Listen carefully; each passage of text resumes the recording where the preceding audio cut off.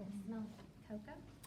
And then, and there's some in the model, but please, if you use it, replace it. Okay, especially these, which is Kool-Aid and Kool-Aid, different color Kool-Aids. And the color really doesn't matter, but right here. All right, so we've got the pesticides here, and here, and here, and the fertilizer, same places. Here, the house. All right. Now, before I forget, where's the point pollution? Industry, water plant, and storm drains. Okay, very good. Now, I mean, you feel stupid, but does that help kids remember? Does it help us remember? Yeah. Point pollution, you can point it because you can measure how much pollution is coming out, okay? You can actually measure it. All right, so we've got that. We had the cows. So here's some things we're gonna have to do. We had the problem with the manure. How can we fix that? We visited a farm with ours, and they actually have, it's like a miniature collection agency for all of their waste, where they can Yes. then redistribute back to fertilizer instead of trying to put it into the river. So they have Very a good. blockade that blocks before it gets to the river. And so they can store that manure to use it in the fall, and you can smell it when they use it in the spring, in the spring. Woo. All right, and here, this has been legislated, and they won't stand up, but I could, is to fence off any waterways from our cattle or our pigs. Down east, we are number 2 in pigs, Sioux, okay?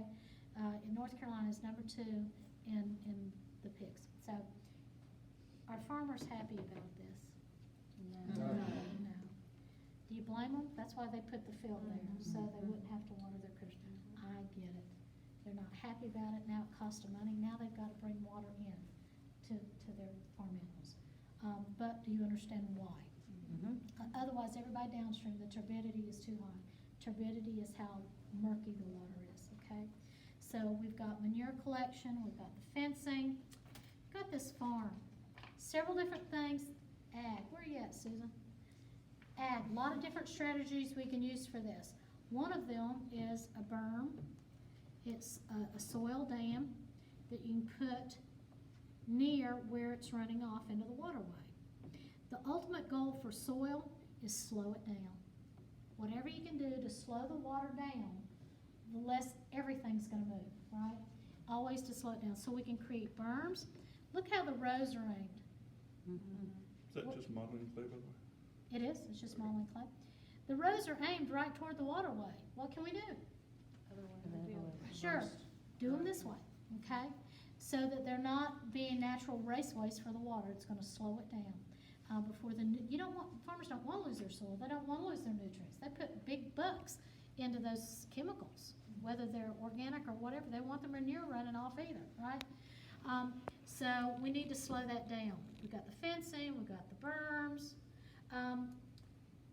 all the rest of the soil erosion, something we can do. Piece on the floor. Excuse me? There's a little green piece on the floor. Yep, that's what I was looking for. I should have 2 of them.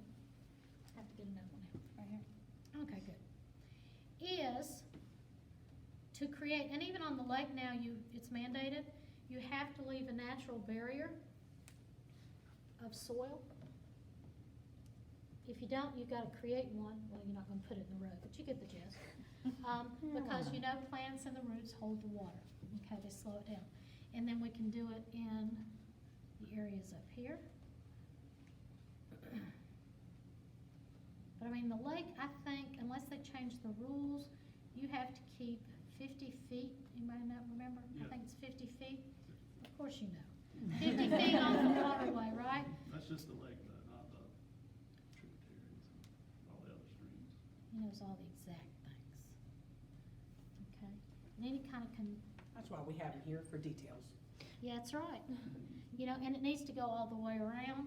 But any place you can put a grassy area, that's gonna slow the water down, i.e. the erosion. Okay, it's gonna slow it down. What else? Can you still do docking? Well, that goes through Duke Energy. And what did he mention about industries? What are they having to do now? Permits, Excuse me? a permit to be able to release A the permit, waste. and what else? The little pond. The pond, the holding pond, settling ponds. I see them even at new school buildings. when you're building new schools. I know Maiden High School had this huge retention pond, is that what they're called? Retention ponds. And that's gonna help. I mean, if you just leave it open, have you gone down the road and seen bales of hay in the ditches? Hay or straw, or the black plastic with the stakes, or the piles of rock? What do all those things do? Slow down the water. Slow down the water. If they're installed correctly. If they're cockeyed, no, that's not gonna work. So are there ways we can slow this down? Yeah. Now, just in a controlled fashion, because we're gonna make a mess again. Let's see if, Master Blaster.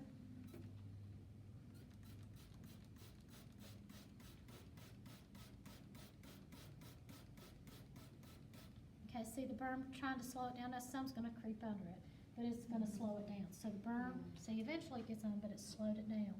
Same thing here. Do you see some of it soaking up into the felt? Same thing here. Again, it's going into the felt, so the soil's gonna absorb it. That's a pretty good model there with the felt. So what about those golf courses?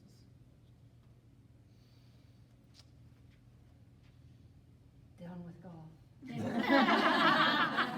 And that has been a huge stink about golf courses. So they've had to change the way they use their chemicals. They can also create wetlands or rain gardens. So what's gonna happen is this is gonna flow into that, probably not in the direction there, but in wetlands. And people wanna drain wetlands to build stuff on.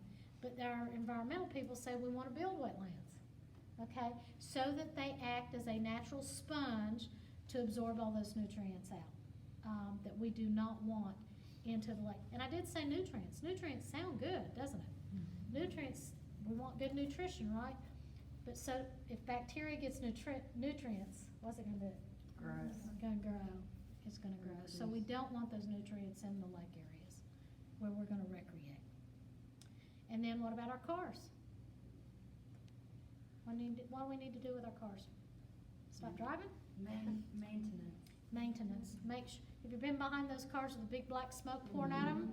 Not cool, not cool, because they're leaking, they got oil leaks, or they're burning too rich or something. So car maintenance is a good thing. What about just in our personal yards, what can we do? Stop fertilizing, stop pesticiding? It's an option. You can find natural resources for that. Natural resources. Grow native. Grow native. Fertilize, we like to fertilize our yard. Since we have Weather Channel now, should we have fertilized yesterday? No. Why not? Because they're all run off. We'd have the prettiest green ditches in our county, right? Yeah, so just now that we have the weather, plan ahead. If it's gonna be a soft, gentle rain, which would be a warm front coming in, right, 7th grade teachers? A warm front coming in with a soft, gentle rain, that's when you wanna fertilize. You don't want it when a cold front's coming through. Oh wow, now we're talking about weather. Is that important? Yeah, that's important, okay. So a lot of different things we can do. Questions? So if we have 3 points, point pollution, what's the rest of it called? Give me some examples. Agricultural runoff, construction, fertilizer where? Farms, golf carts. Deforestation. Farm, taking the deforestation or cutting the trees. Your yard? Litter, just from the roads, transportation, cars, the golf courses, my backyard. Okay, a lot of sources of non-point, and that's the biggest challenge. We can regulate and fine these point pollutants, right? Which is the one we can't fine? The stormwater drain, because what goes through the stormwater drain? All the non-point pollution, okay? We can measure what comes out of here. You know, was it Johnny's yard or Jack's yard? Who's the culprit? We don't know, right? So that's why non-point's so difficult, because we encourage and we can mandate some fencing, but in my backyard, and then do some of us still do what we're not supposed to do anyway? Yeah, we all do. So question for Johnny. Once those streams buildings are identified as impaired, and they run through people's property, how do you work with the homeowners